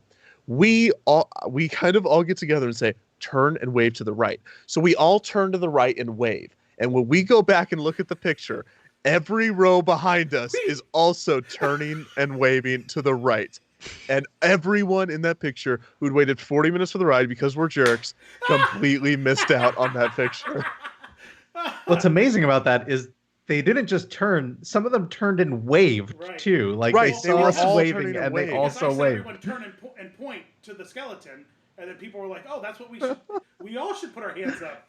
Oh my goodness, it was so great. I just like to imagine some mother who was with their son and they waited. It was like the last ride they could ride, and it was the only time they could ride Pirates. That was going to be their Christmas card that year. He loves Pirates, and their flight was going to take off in 12 minutes, and it was like that scene in Love Actually where the kid ran through the park to get on Pirates, and Liam Neeson was there, and we ruined his picture. We ruined it. And he was saying some very interesting things. Yeah, sorry. Nate just yelled at me. He's like, "Hey, sit up in your seat and talk in the mic." I'm sorry. I was just enjoying the story because it's one of my favorite stories. But hey, take a day, you know Nate. What else? Our audio one of my guy, favorite stories NateBeagle.com. is the story of the best coaster of 2018. And to tell us that is the man himself, Mr. Coaster Parody himself, Coaster Studios. Take it away. Hi, my name is Taylor, and I am the owner of Coaster Studios, a YouTube channel about theme parks and roller coasters. And I am honored to be your presenter for your next category. Now, there are so many amazing rides out there. I've had the honor of riding over 600 roller coasters around the world. And so, our next category is going to be honoring the best of the best. Which one is the greatest roller coaster in the world? And we have 5 spectacular nominees, which are Millennium Force at Cedar Point, long considered the greatest roller coaster of all time. The Beast at Kings Island, the longest wooden roller coaster in the world, giving a legendary night ride through the woods where you can't see anything. Mako at SeaWorld Orlando, which is the newest roller coaster to open on this list. It just opened in 2016 and gives some spectacular airtime. It is widely considered the best coaster in the state of Florida. But we also have another coaster from Florida, Incredible Hulk at Islands of Adventure. This coaster, interestingly enough, was just redone not too long ago by Universal themselves, where they added all new track and new theming to create an even more immersive experience. And finally, Fury 325. This new for 2015 roller coaster opened at Carowinds to rave reviews and has since taken the Golden Ticket Award for Best Roller Coaster in the world. All 5 of these are spectacular roller coasters, and I've had the honor of riding each and every one of them. However, there's one that stands above the rest, and I happen to be standing in front of it right now, because the winner of the 2019 award for Best Roller Coaster of All Time is none other than Fury 325 at Carowinds. Congratulations to the park. It is an absolutely fantastic ride, one of my all-time favorites, and is something that you must do as a theme park fan. I'm Taylor from Coaster Studios. Back to you, Dan. Yeah, no Disney ride. No Disney ride? Riot! Because Disney's known for their coasters, right? I mean, yeah, they're known for their themed coasters. I put in my nomination for the Barnstormer. Apparently did not get enough support. And so that's just how the chips Barnstormer, fell. Man.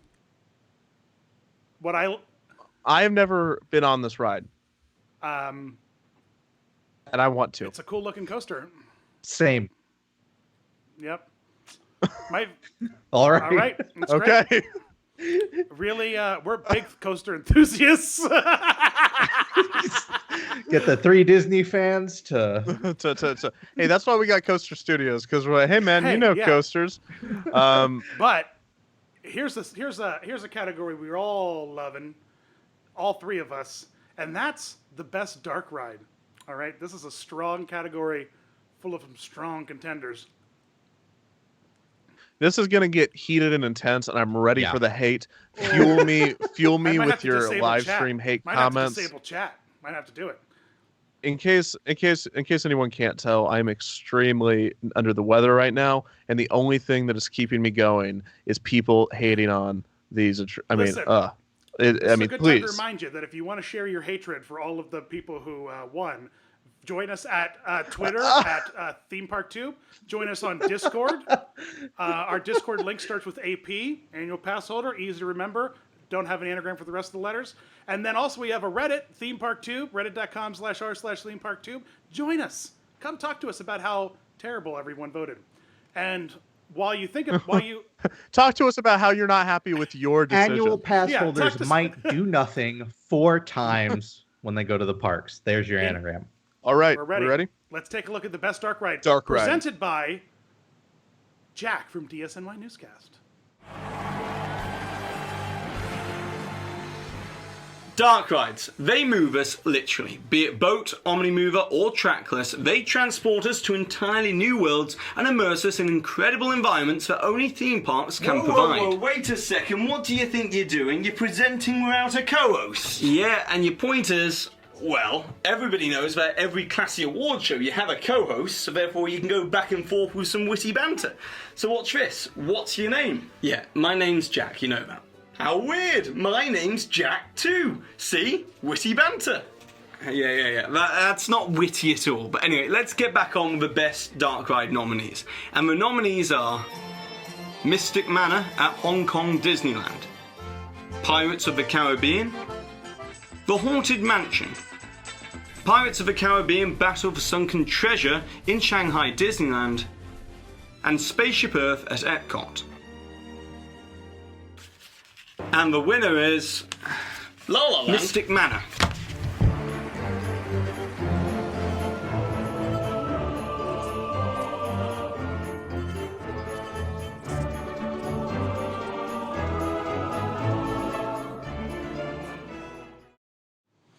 I just want to ride it forever because it just looks like such magic.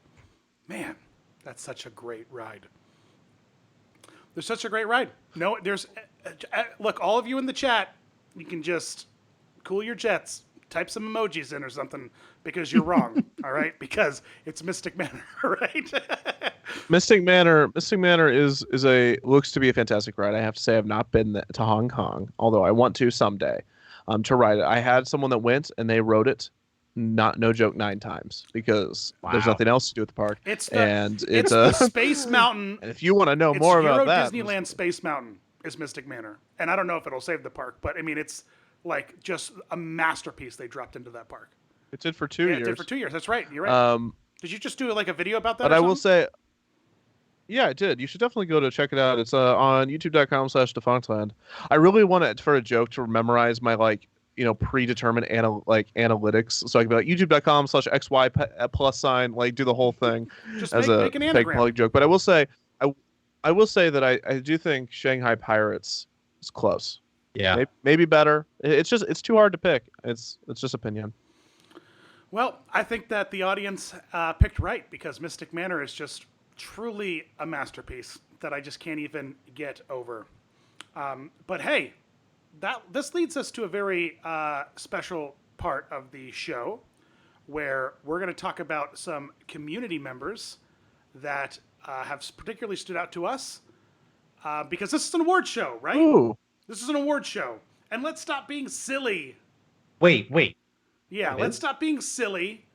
And what's great about this is that I didn't announce any of these people. So they're going to find out from the community that loves them that they were acknowledged here, which was my secret plan because I love when the community talk. Don't you guys love it when you get like tweets and stuff? I love when I get tweets. Depends on the tweet, but yes, most of the time, yeah, for sure. Definitely depends on the tweet.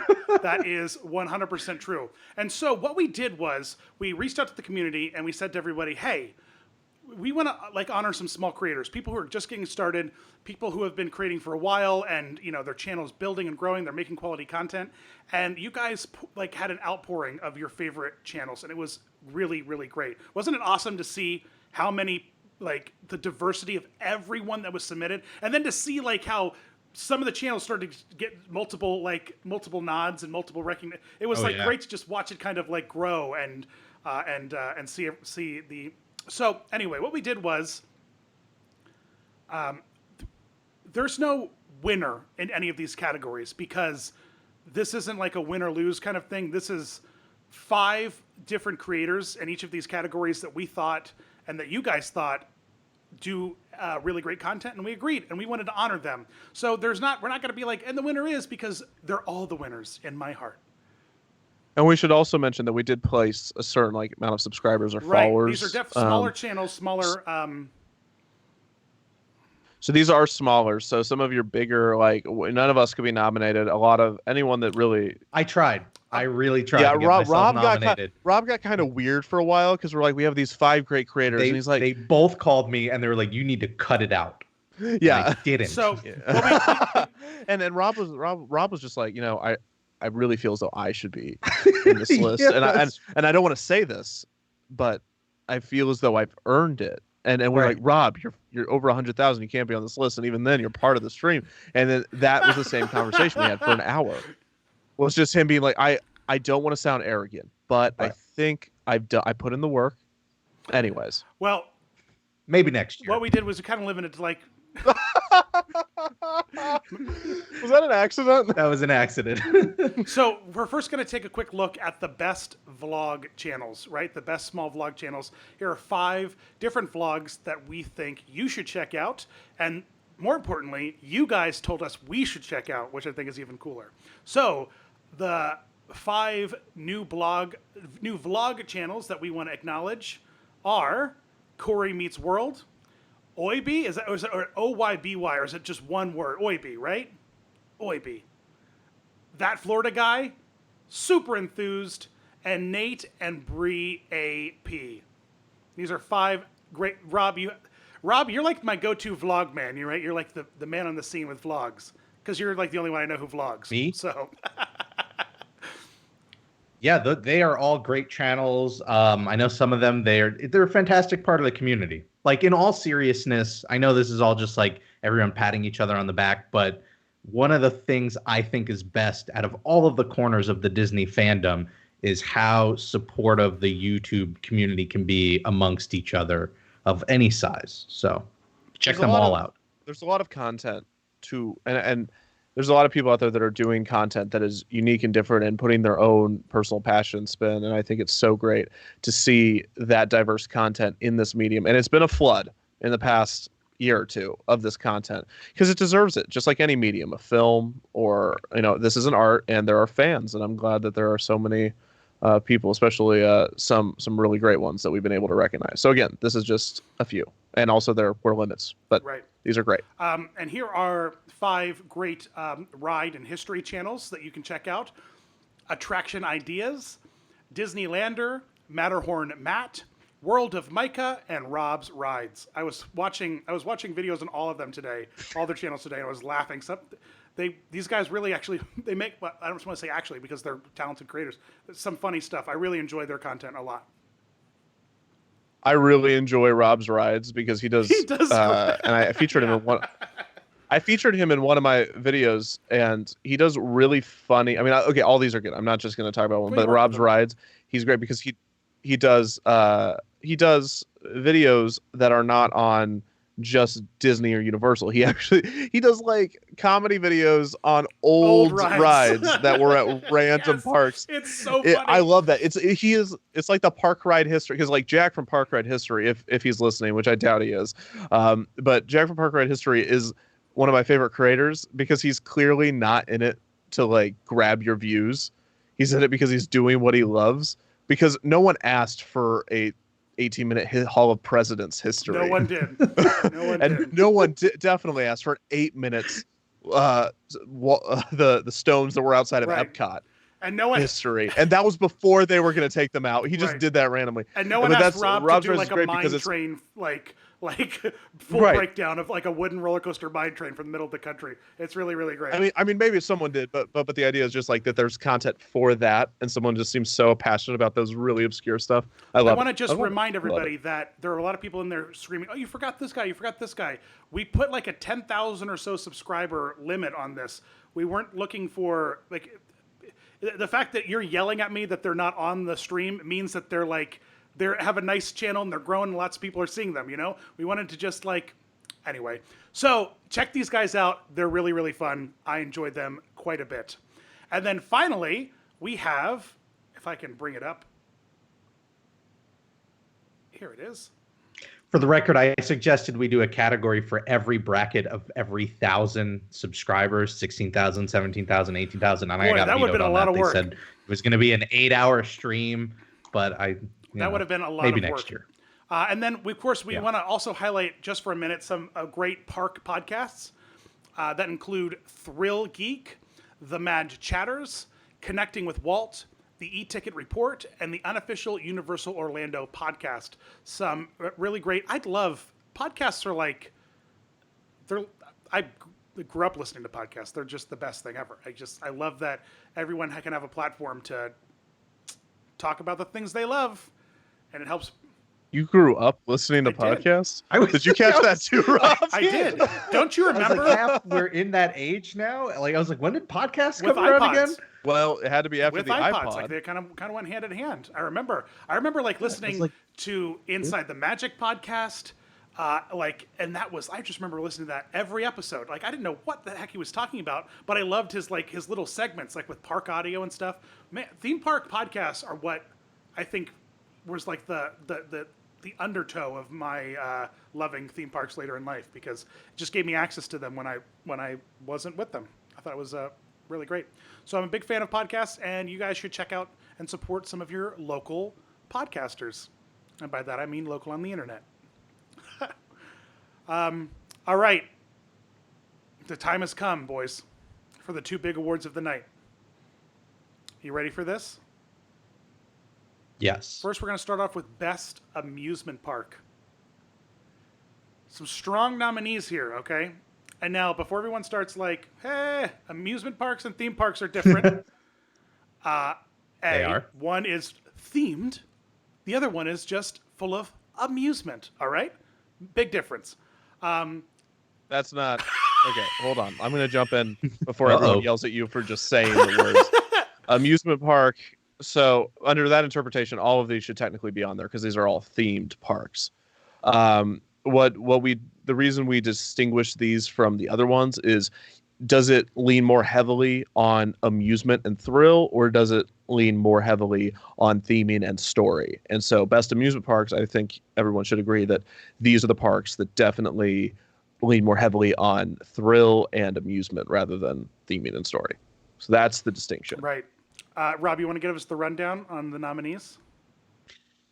Sure. The nominees are Cedar Point, which is, I've heard, a wood-based amusement park. Hershey Park, which is all candy. A chocolate. All the time. Yeah, it melts. It's Knott's surprised they Berry keep it up in the Farm. summer, but made it all chocolate. Fun fact, Knott's Berry Farm, it took me years researching and looking into the history of parks before I realized that it was like a possessive. It's Knott's Berry Farm and not just some Knott's Berry. Like that was a type of berry. I had to learn that one the hard way. Fun fact about me. I've never really put much thought into it, but I guess Six Flags Great Adventure. Moving along. Let's not focus on that part. And then finally, last but not least, Kings Island, which you have to be royalty to get into, which makes it one of the most exclusive amusement parks in the world. an island for kings, one would say. Yeah. And the winner of Best Amusement Park is Knott's Berry Farm. Wow, this is an a upset. little bit of an upset. Because it was very close with Cedar Point. Cedar Point was it's not really just close. To Cedar Point. It was a three-way tie, actually, between Knott's Berry Farm, Cedar Point, and Hershey Park when I tallied the votes. But I mean, Hershey Park was super close, but then it was Cedar Point and Knott's Berry Farm. But Knott's Berry Farm took it. I think it was literally like one vote. The difference. We had to go back and look at the original vote tallies, because we did the original vote tallies and then we did our votes and then we went back and forth and then we found it was like Knott's Berry Farm has it like by a few, and I was like, people are going to be either really upset or really happy depending on where they live, and that's about the only thing that determines this. But when we don't have a paper backup, on this digital voting. How are we supposed to know? The hanging chads and stuff, Rob, you're old. Don't ask for Knott's Berry at the grocery store. They will look at you weird. What berries did they grow? Does anyone know? That's berries, a very generic term. What berries did not grow? In the chat, come on, some of you know what's going on. Tell me what berries were grown. I'm a big berry fan. I love at Knott's Berry Farm? I love a nice collection. I think all types of berries. That cannot be possible because each of them require such very different terrains and climates. Boysen. Okay, it's Boysen. It's definitely Boysen. Holy cow, it is boysenberry. All right. Boys at boysenberry. Listen. Please put that on a t-shirt. Dan chimed in like maybe his side hobby is he is a berry farmer, because that was a very authoritative like, no, it cannot be all these sorts of berries. No. I can tell you how each type of berry is grown. Point one, and they are very different. I was a big fan of Dirty Jobs, and Mike Rowe had harvested almost every berry you can possibly think of on Dirty Jobs, including ground black blueberries where he had to like sort out raccoon poop from the berries. All right, so I've seen the climates, man. I know. And number two, you listen to Mike Rowe, but whenever I'm talking, you don't listen. You listen to Mike Rowe talk about berries, but you can't focus when I'm trying to talk to you about ideas I have. Was somebody just talking? Anyway, so the nominees for Best Theme Park. Are you guys ready for this? I am. Theme park. This is going to be, people are going to be beating each other with axes, or maybe not. Maybe when people like look into their hearts, they'll really know. They'll really know, right? It's like, it's like if you believe in Santa or not, you really know that he's real. All right. The nominees for Best Theme Park. Kev, you want to list these off? Animal Kingdom. Probably the best theme park at the Walt Disney World Resort at the moment. You as can't far be as like theming showing goes. bias when you're announcing the nominees. Oh, I forgot Epcot was also there. My bad. Whoops. And Animal Kingdom. The winner is La La Land. Oh, sorry. No, it's not. Animal Kingdom. A completely unbiased look at this would show that it's the best theming at any of the Walt Disney World resorts as far as keeping consistent to its original theme and not giving it up. Kevin's Disneyland. super into Avatar. That's what it is. I love Avatar. And okay, that was a literally low bar. You're right. Okay. Disneyland. Disneyland is, I don't know where Dan's going, but he has rolled off screen. And he's rolling back on screen. Oh no, you did not spend $60 on that. So you're the one. You're the one guy. Listen, all right. Have you noticed the Kermit in the background? I kind of dig puppets, okay? And then one of my BFFs in the entire world, the true master of my heart, Nate Begle, got to do the soft open thing as a cast member, and then he got me this thing. All right. And you got the perch, I got the too. perch. He had to do a bonding ceremony with it and name it, and then he gave it to me, and he's like, now it's your turn to name it. I'm like, I can't just give it another name. You already named it, dude. In Disney World. Anyway, continue. Anyways, Disneyland, the original theme park. Despite what Knott's Berry Farm will yell at you on its billboards. Tokyo Disney Sea. Possibly the best theme park ever created in terms of sticking and, well, as far as immersive theming throughout the entire park. Islands of Adventure. Epcot. Islands of Adventure. Probably the best themed Universal park, as far as actually the original theming is now. It's of course changed. I think.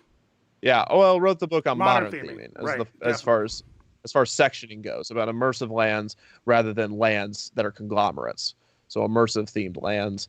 Epcot is the theming that shows that an Epcot's theme, that a theme park's theme can be more than just an idea. It can be a way of living and an idea, a concept that one can hold for the future. And that it can change totally 35 and years later. And that when that doesn't work, you can just put Guardians of the Galaxy in it. Yeah. So. And a frozen caveman once that was horrifying. You remember that caveman? That What's the dead winner guy Dan? frozen in Club Cool. Don't you remember that when it was all ice on the front? Oh yes. And the winner of best theme park is Disneyland. Right, Disneyland. What? He took it home, ran with it. Disneyland. Disney Sea got robbed. Classic. This I'm going to the chat. It was a strong winner. All right, it was at a strong majority. Disneyland. Sorry, guys. I have no horse in this race. I don't go to theme parks. Hollywood Studios was a real close second, though. Everyone's like, there's so much to do. Only Hollywood Studios before Toy Story Land opened and after Great Movie Ride closed.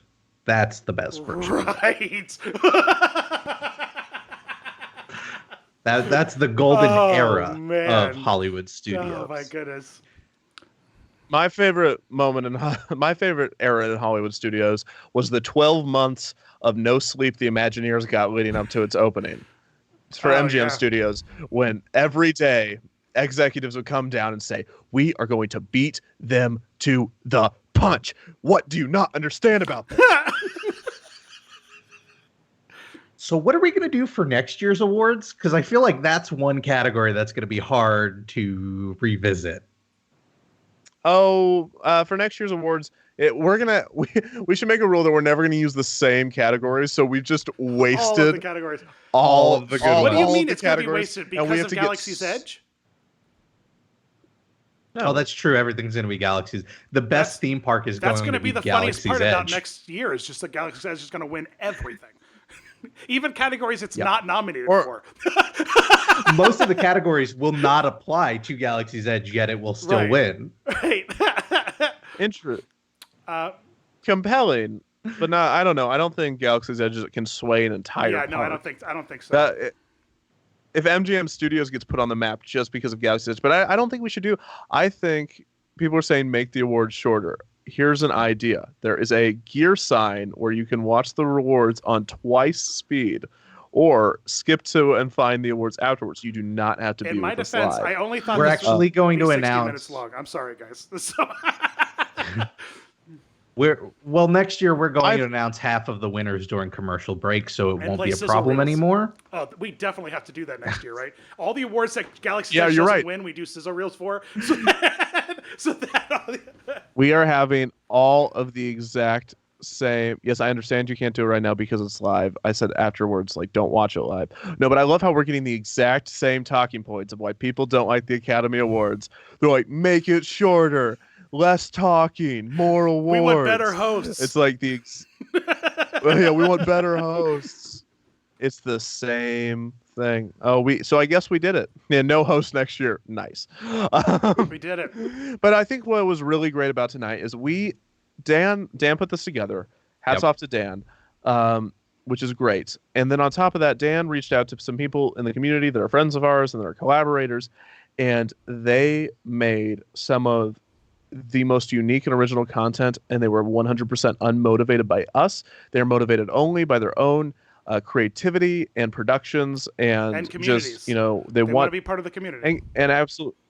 And they want to be part of the community, not because of us, but because of all of you listening and everyone that watches all these channels, because we are trying to build a positive. I mean, we'll talk about how Epcot is bad now, but as far as positive within the community, I'm not saying 100% positivity towards these theme parks, but as far as positivity goes about each other and about these discussions, at the end of the day, we understand that this is a very niche subject and not all that consequential. But I do think that that this is just really great to see all of these creators in this very niche topic have such great artistic visions. The Mr. Churro was hilarious. Alicia's was hilarious. I mean, FastPass Facts has always the best graphics, gorgeous. Just so many. I can't even begin offhand. Disney, all these people. I can't stop. My instructions to everyone was just like, listen, it's kind of like the Oscars. We're going to introduce you. Do whatever you want. They definitely don't write their own bits, right? But we let them write their own bits, and celebrities don't write their own bits. We're like, do what you want, and that's what was so great. The variety of everything was really, really great. It was one of my favorite parts about Charity Lane, actually, was seeing everyone do their like hello videos and donate kind of stuff in different ways. And so I thought, well, this was past Charity Lane in that respect. It just was. I want to do more of that in the future. I think it'd be fun.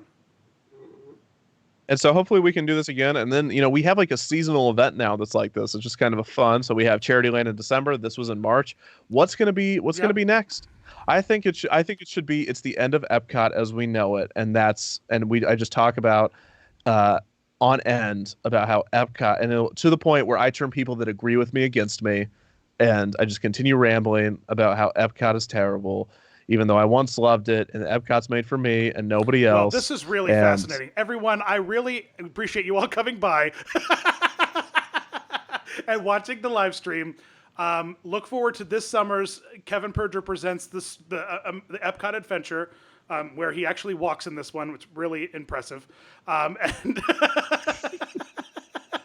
I mean, it's not that impressive of a walk, but it's an animatronic that walks. Everyone was like, whoa. I really appreciate it. Any last words from you, Rob? I love this community. We're all winners. That sounded like the start to a very long and creepy speech. It's the start of 6 voicemails at 3 a.m. I love this community so much.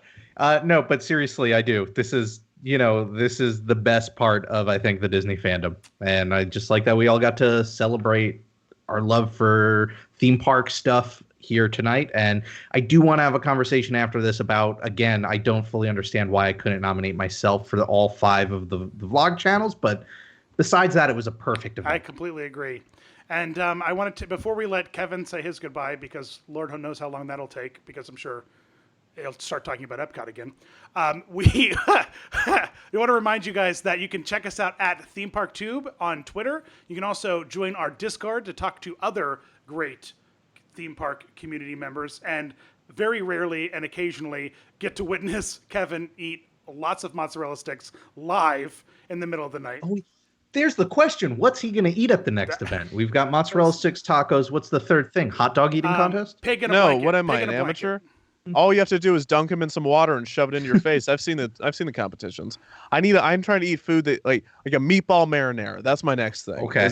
How do you can't dunk that. Long. The meatballs are going to fall out. Oh, challenge accepted. I'm going to find a bucket of water and I'm going to dunk it in there. I'm going to eat the world's longest meatball sub like I was Pac-Man going to town on those balls.